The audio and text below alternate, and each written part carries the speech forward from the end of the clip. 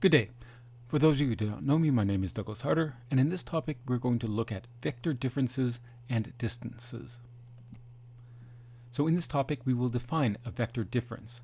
We will look at the geometric interpretation, see an aide-de-memoire for you, and then define velocity vectors and speed, as well as acceleration vectors and acceleration, and finally we will look at an engineering application.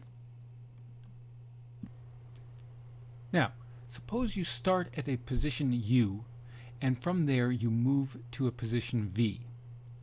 What vector describes not your location, but your change in position? That is, what is the displacement vector? The displacement vector is given by V minus U. That is, it is the final vector minus the initial vector. And as you may guess, we may calculate this by taking the first component or first entry of the final position minus the first entry of the initial position, the second entry of the final position minus the second entry of the initial position.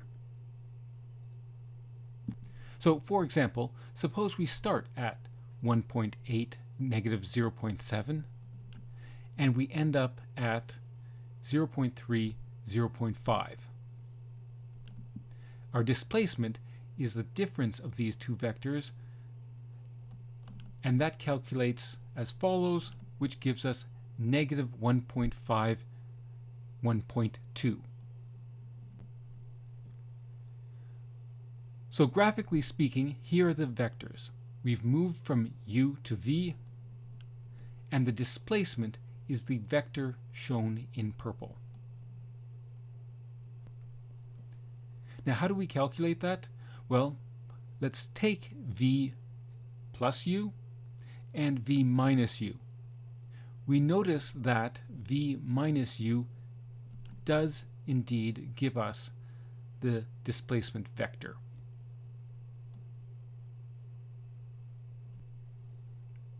All right. Is it U minus V or V minus U? As an aide-de-memoire, this is what we called it in the Army, something very simple to help you remember. This is the easiest way I can think of. Always remember that if you start at the origin, that is at the zero vector, and you move to the position V, your displacement is the vector V. That is, you must calculate V minus the zero vector. The destination V must come first. Also, your starting location plus the displacement must equal the destination. So if we perform the following calculation, U plus V minus U, our displacement, must put us in the position V.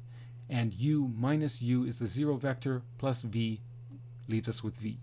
If we were to calculate it the other way around, U plus U minus V would give us 2 times U minus V, whatever that calculates out to be.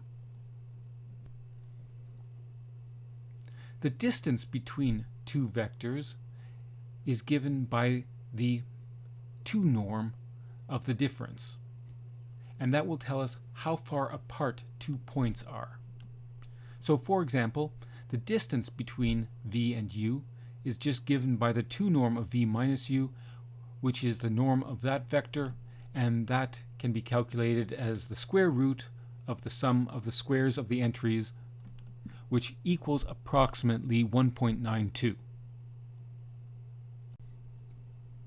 Now, a few observations. The distance between U and V equals the distance between V and U. And you can work that out. It's just observing that the square of the differences is going to always be the same. Also, the distance is a non-negative value, and the distance between two vectors is 0 if and only if the vectors are equal. So first of all, that the fact that the distance is non-negative follows from the fact that the 2 norm is non-negative. Also, if U equals V, then v minus u is equal to the 0 vector, and so the distance between u and v is equal to the 2 norm of the 0 vector, and we know that that is equal to 0. If u is not equal to v, then v minus u is not going to be equal to the 0 vector, and the 2 norm of a non-zero vector must be greater than 0. We saw that in a previous topic. Now, suppose we were moving from a location indicated by vector u to a location indicated by vector v, and it took us 2 hours to move from the first location to the second location. Can we calculate the velocity vector? Well, if we calculate the displacement and divide that by the time it took us to get there, we get, in the previous example, assuming that the distances were in kilometers, then it would be negative 1.5 kilometers, 1.2 kilometers, all divided by 2 hours. Now, dividing by 2 hours is the same as multiplying by 0.5 times the reciprocal of an hour, but notice that this is now nothing more than scalar multiplication. Multiplying a vector by a scalar just has us multiply each of the entries by that scalar. So we get that the velocity vector is negative 0.75 kilometers per hour, 0.6 kilometers per hour.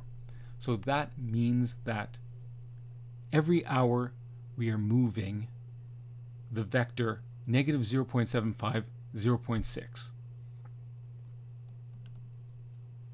So that is our velocity vector. The speed is nothing more than the magnitude of the velocity vector.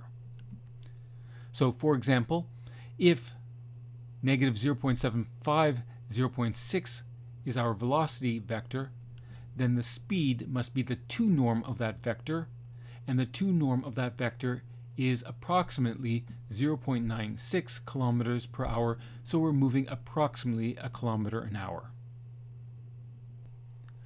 All right, now let's suppose we have the following engineering application.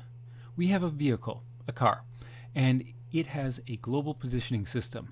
Let us assume that global position is giving you an update on your location every 10 seconds. We will always assume that the initial reading is the 0 vector, and we will assume that all subsequent readings are relative in position to the 0 vector in meters. Given the first 3 readings, therefore, we want to estimate the displacement vectors in meters. So how much did we move in those 10 seconds? The velocity vectors, but we want to calculate the velocity in kilometers per hour. We also want to calculate the speed. We want to calculate the acceleration vector in kilometers per hour per second. So how many kilometers per hour are we changing each second? And the actual acceleration itself, also in kilometers per hour per second. So suppose we have the following first 3 readings. U0 is the 0 vector. After 10 seconds, we get the reading U1, which places us at 93, negative 74 meters relative to the origin. And our second reading is at U sub 2, and that puts us 201 meters to the right, 185 meters down. So already looking at these points, we do appear to be accelerating slightly in our speed. Next, let's calculate the 2 displacement vectors. So the displacement to get us to our position U1 and our displacement to get us from U1 to U2. So the displacement, the initial displacement is U1 minus U2, which is 93, negative 74 meters. Our second displacement is 108 meters, negative 111 meters. Now, remember that these readings are taken every 10 seconds. and therefore the units of these vectors are meters per 10 seconds. But we wanted kilometers per hour. Now remember, 1 kilometer is 1,000 meters, 1 hour is 3,600 seconds. Thus we can perform the following conversion. A meter per 10 second is the same as a meter per 10 seconds times 1 times 1. Well, we'll replace the first one by a kilometer over 1,000 meters, and we'll replace the second one by 3,600 seconds per hour. Multiplying those out, we get that meters per 10 seconds is the same as 0.36 kilometers per hour. Alright, so now we can find the velocity vectors. The initial velocity vector is delta 1 times meters per 10 seconds, but meters per 10 seconds is 0.36 kilometers per hour. Notice that this is nothing more than scalar multiplication, and so we will multiply both the first and the second entries of the vector by 0.36, and that gives us the velocity vector of 33.48 kilometers per hour to the right and negative 26.64 kilometers per hour up, or 26.64 kilometers per hour down. Similarly, we can calculate the velocity at the second point by multiplying the displacement vector by 0.36, and that shows us that we are accelerating. Notice that we are moving faster, more so in the y direction than in the x direction. Alright, so here are our two velocity vectors, and now we can calculate the speeds. The speeds are just the two norms of the velocity vectors. So the speed at the initial point is approximately 42.79 kilometers per hour, and the speed at the second point is approximately 55.75 kilometers per hour.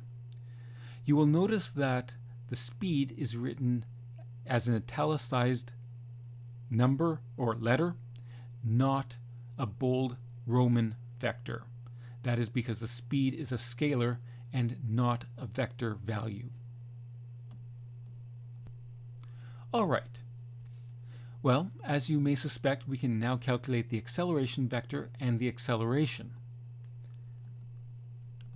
So the acceleration vector at the second point can be approximated by simply calculating v2 minus v1, so the difference in the speeds over the time that period occurred, which was 10 seconds.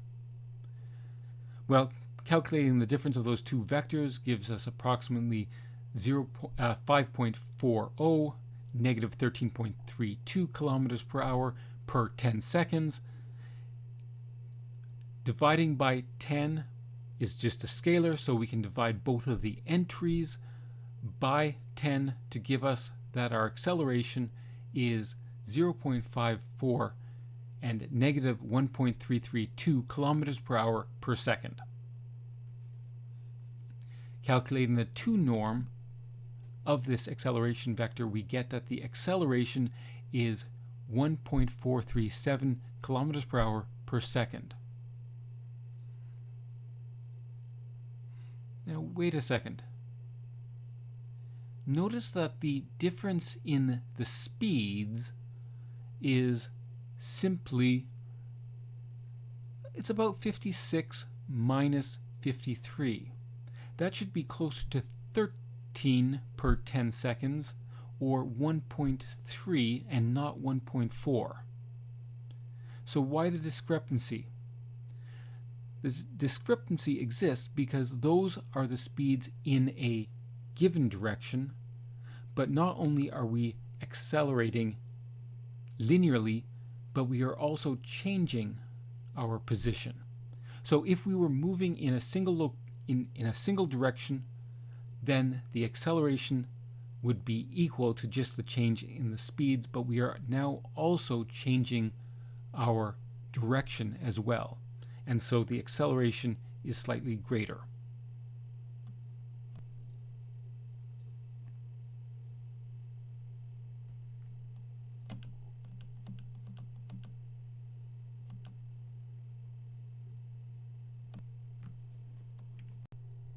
Here are some references, acknowledgements, the colophon, and a disclaimer.